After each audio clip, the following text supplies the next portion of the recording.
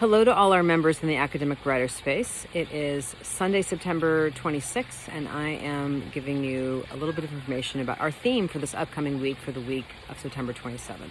So our theme this week is working in the flow, or we can just say the theme is flow to keep it short. So if you think about flow, if the water's flowing, there's this continuous stream of water, of activity, of whatever is flowing for us, right? And we tend to enjoy, as human beings, having the experience of being in the flow, where we almost forget ourselves. We forget that we're actually working or dancing or whatever it is that we're doing. We're just in the flow. And there's something so freeing and so enjoyable in academic work when that happens. And it can feel also very elusive, like we don't know how to create it, or like it's been a long time since we've intersected with the experience of flow. And it is true that flow isn't something, there's no light switch for it. I don't know, maybe someone's figured it out, but I think for most of us, it feels like sometimes it visits us, the experience of flow, but we don't know how to, have it happen regularly. And I do think there are things that we can do that we can increase the odds, make it more likely that we'll experience flow, not that we can do it on demand. So one thing is to recognize is that it cannot be forced. We can't will ourselves in or control or power over something to be in the state of flow. It's really something that happens more organically. It's kind of like getting into the experience of balance on a bicycle like that. Remember the first time that you did it? It was like some kind of magic comes together. Sometimes flow can feel like that. There are things that I think we all can do to increase the odds that we can have the experience of feeling like we're really engaged with our academic research and writing. We're not overthinking it or struggling or resisting. We're in. So one of them is to have a lot of compassion for ourselves.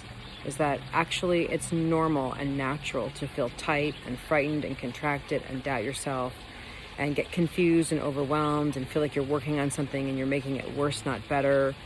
There's a lot of stuff that goes on with academic and research and writing that's not fun and not enjoyable, and that's okay.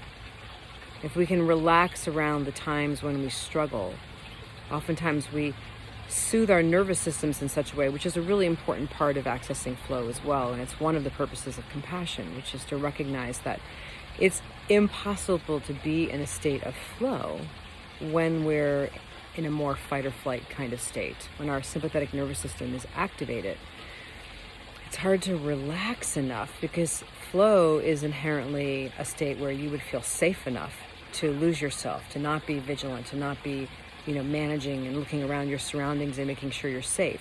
You have to have a relatively soothed nervous system, feel connected to yourself to be able to get into the state of flow. So practicing compassion and actively regulating your system, soothing your nervous system, and learning how to do that can make a huge difference in making you sort of more prone to flow. We also need some kind of a structure, some kind of a discipline, a scaffolding or skeleton of how do our days unfold. We need to have some kind of a plan and be able to actually have some kind of structure for us to follow so that we know where to direct our attention and our energy, that some of that deliberate, engaged energy that's necessary for flow, well, we know when we need to show up with it because we've made a plan and we're committing to something. There has to be that energy of discipline in order for flow to arise. However, if we have too much discipline and not enough surrender, then we won't be able to get into flow. So we also need to be able to, at the same time, let go. I remember years ago when we used to watch American Idol, and from time to time there'd be an artist who was really, you could tell, just technically incredibly talented, but they wouldn't really let go inside the song, and so it sort of was a kind of robotic. There's something about that surrender, right? That ease, that trust, that relaxing into something that makes it more likely that flow is going to happen. And if we have too much surrender and not enough discipline, we also we'll just sort of be amorphous and not be able to get anything done. So those are all really important, that we recognize compassion, soothing our nervous system, and being conscious of staying tethered to discipline and surrender, having the awareness in the moment to see, is one of them missing. And then the last thing that's key, absolutely key to flow is environmental alignment. And that's part of the discipline of actually having a physical environment that's set up that increases the odds that you would get into flow, that it's not disorganized and chaotic.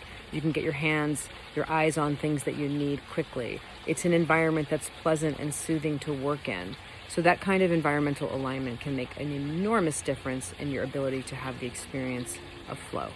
Okay, I, along with all the facilitators, we really look forward to seeing you this week. We have 21 writing retreats, and then we already did Sunday Reset today, so we have Monday Reset on the 27th at 7 p.m. Eastern. And I look forward to seeing you. I'll see you tomorrow. All right, have a great week, everyone. We look forward to hearing about all your progress.